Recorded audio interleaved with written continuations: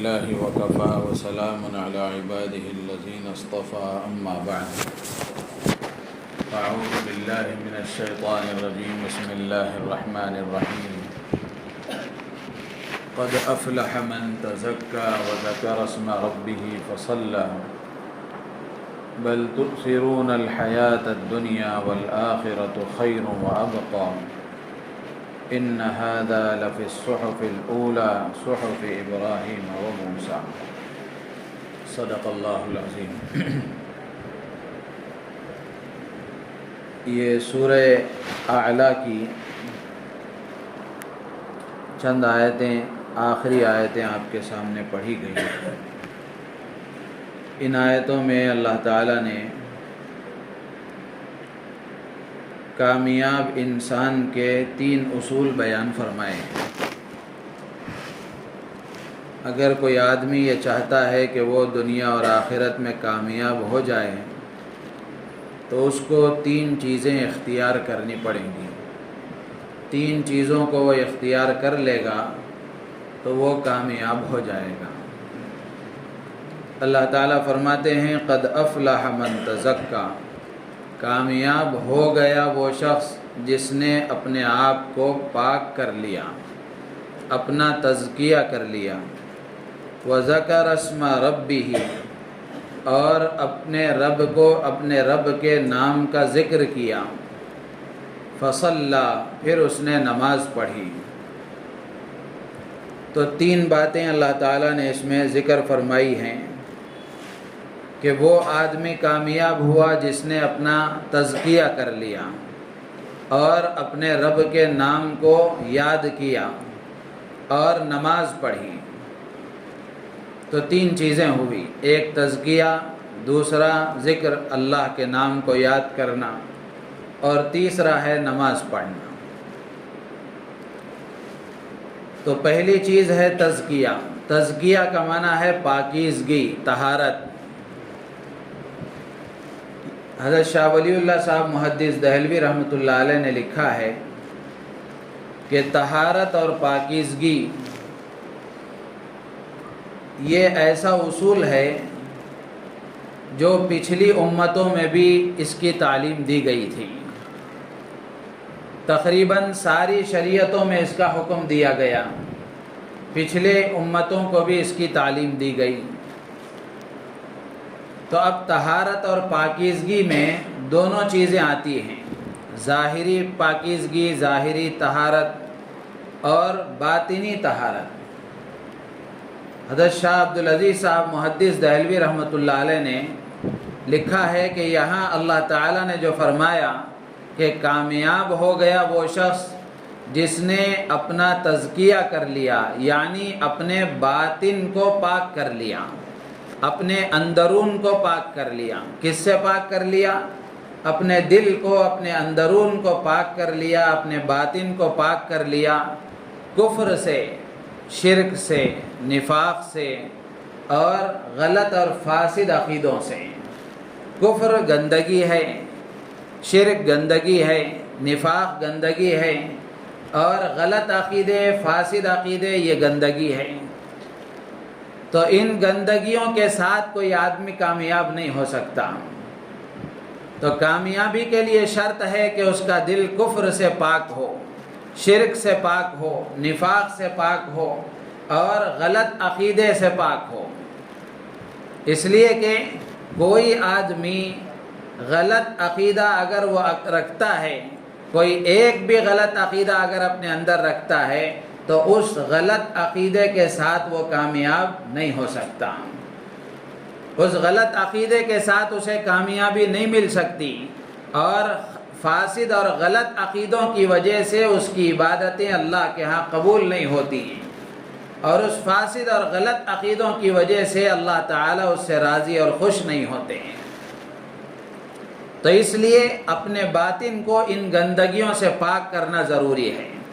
قرآن پاک میں اللہ تعالیٰ نے منافقوں کے بارے میں فرمایا کہ انہم رجس ومأواہم جہنم، یہ گندے ہیں، ان کا ٹھکانہ جہنم ہے۔ اس لیے کہ گندگی کی، صفائی کی جگہ جہنم ہے۔ اسی طریقے سے مشرکین کے بارے میں اللہ تعالیٰ نے فرمایا انما المشرکون نجس، کہ مشرکین ناپاک ہیں۔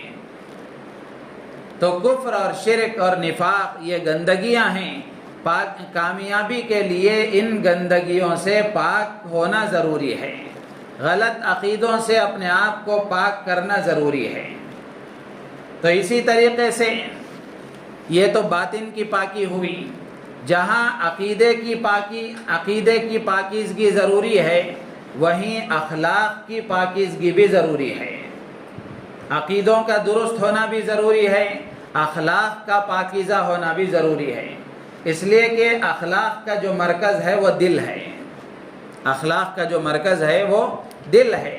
بری نیت، برا ارادہ، کھوٹ نیت، حسد، جلن، کبر، عجب، تکبر، یہ ساری چیزوں کا تعلق دل سے ہے، اندرون اور باطن سے ہے۔ تو اس لیے یہی برے اخلاق ہیں۔ تو جہاں عقیدوں کی پاکیزگی ضروری ہے، وہیں اخلاق کی پاکیزگی بھی ضروری ہے۔ تو ایک مطلب تو یہ ہے کہ آدمی اپنے اندرون کو، اپنے باطل کو، اپنے دل کو پاک کر لیں۔ جو کامیاب ہونا چاہتا ہے یا کامیابی کے لیے شرط ہے اور ضروری ہے، اور کامیابی کے لیے یہ منزل ہے کہ آدمی اپنے باطن کی اصلاح کر لے، کفر سے اپنے آپ کو پاک کر لے، شرک سے اپنے آپ کو پاک کر لے، نفاق سے اپنے آپ کو پاک کر لے، اور غلط عقیدوں سے اپنے آپ کو پاک کر لے۔ صحیح عقیدے ہوں، عقیدے کی پاکیزگی ہو، اسی کے ساتھ ساتھ اخلاق کی پاکیزگی بھی ہو۔ یہ جو برے اخلاق ہیں، یہ گندگیاں ہیں، کبر، تکبر، گھمنڈ، غرور، عجب، اپنے آپ کو اچھا سمجھنا، حسد، دوسرے سے جلنا، یہ سب باطن کی اور دل کی بیماریاں اور گندگیاں ہیں۔ ان گندگیوں کے ساتھ آدمی کامیاب نہیں ہو سکتا۔ ان گندگیوں سے پاکی ضروری ہے کامیابی کے لیے۔ تو ایک بات تو یہ ہوئی باطن کی پاکیزگی، اور دوسرا ہے ظاہر کی پاکیزگی۔ ظاہر کی پاکیزگی میں سب سے پہلی چیز ہے جسم کا پاک ہونا۔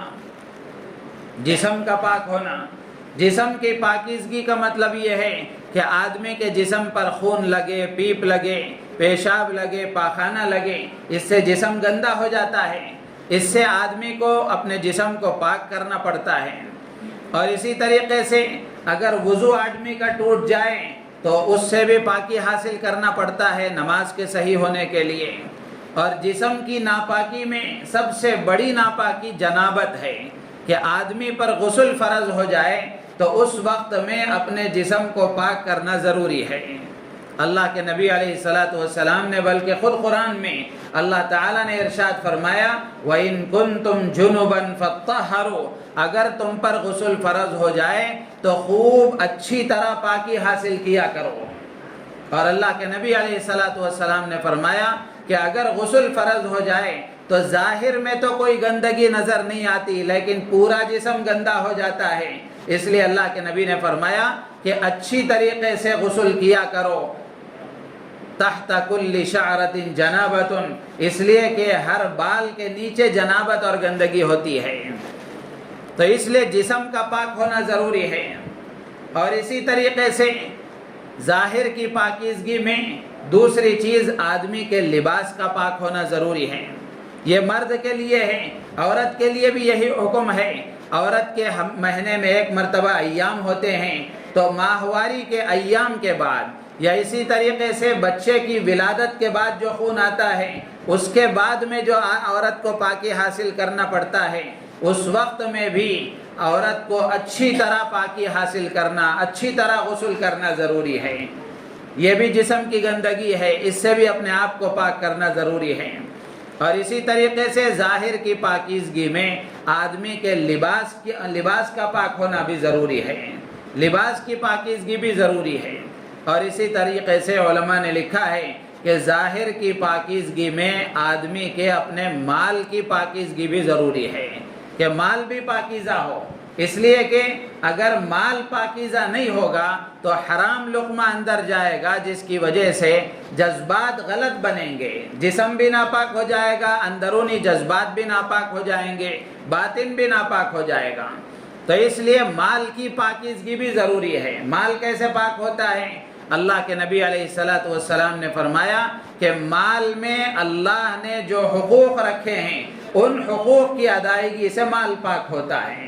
زکوٰۃ ادا کی جائے اس سے مال پاک ہو جاتا ہے، اور اسی طریقے سے صدقات کا اہتمام کیا جائے، صدقۃ الفطر کا اہتمام کیا جائے، قربانی اگر واجب ہے تو اس کی ادائیگی کا اہتمام کیا جائے، تو اس طرح ان کی ادائیگی کی وجہ سے مال پاک و صاف ہو جاتا ہے۔ اور مال کا پاک ہونا بھی ضروری ہے، انتہائی ضروری ہے۔ اس سلسلے میں بہت تفصیل کے ساتھ کسی وقت میں نے عرض کیا تھا کہ مال کی ناپاکی آدمی کے لیے کتنی خطرناک ہے، حرام مال کا استعمال آدمی کے لیے کتنا خطرناک ہے۔ تو اس لیے اللہ تعالیٰ فرماتے ہیں کہ کامیاب ہو گیا وہ شخص جس نے اپنے آپ کو پاک کر لیا، باطن بھی پاک کر لیا، ظاہر بھی پاک کر لیا۔ تو دونوں کی پاکی کی وجہ سے آدمی کو کامیابی ملتی ہے۔ دوسری چیز اللہ تعالیٰ فرماتے ہیں وَذَكَرَ اسْمَ رَبِّهِ، جس نے اپنے رب کے نام کو یاد کیا، یعنی ہر لمحہ اللہ کی ذات عالی کا اس کو استحضار رہا اور اللہ کی یاد سے اپنے دل کو آباد کر لیا۔ جتنی عبادتیں ہیں، جتنی دعائیں ہیں، ان سب کا خلاصہ یہی ہے کہ آدمی کو ہر وقت اللہ یاد رہے، ہر وقت اللہ یاد رہے۔